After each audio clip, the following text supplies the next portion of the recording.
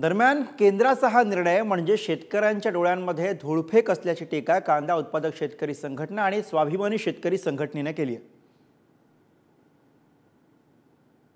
मागील 6 महिन्यांमध्ये शेतकऱ्यांचं कांदा निर्यात बंदीमुळे कोट्यवधी रुपयाचं नुकसान झालं आहे। हे नुकसान कोण भरून देणार हा प्रश्न अनुत्तरित आहे आणि आता जी निर्यात होणार आहे ही निर्यात लोकसभा निवडणुकीच्या आताच्या 7 मे 13 मे आणि 20 मेच्या टप्प्यात जे मतदान आहे या मतदानाला डोळ्यासमोर ठेवून ही निर्यात बंदी उठवल्याची भावना शेतकऱ्यांमध्ये निर्माण झाली आहे।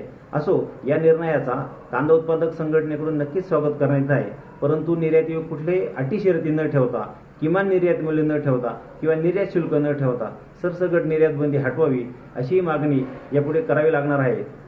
डिसेंबर पासून कांद्याचा भाव अतिशय रसातळाला गेलेला आहे। लाल कांदा पूर्णपणे मातीमोल भावामध्ये विकला। आता उन्हाळ कांदा सुद्धा अर्धा शेतकऱ्यांच्या हातातून गेलेला आहे, तो विकला गेलेला आहे। अशा काळामध्ये या निर्यात बंदी उठवण्याचा जो निर्णय त्याचा काहीच फायदा शेतकऱ्यांना होणार नाही।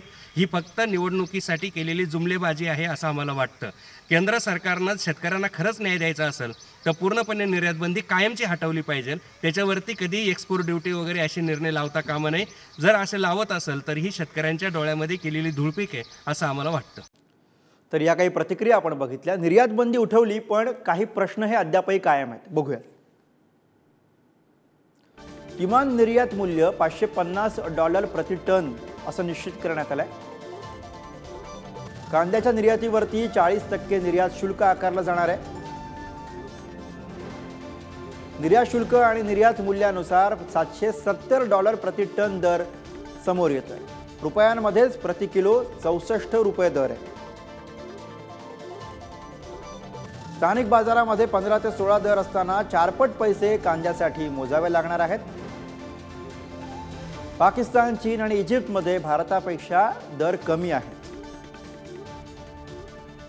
इतर देशांमध्ये दर कमी असल्यानं त्यांना पसंती मिळण्याची शक्यता त्यामुळे अर्थातच दाट आहे।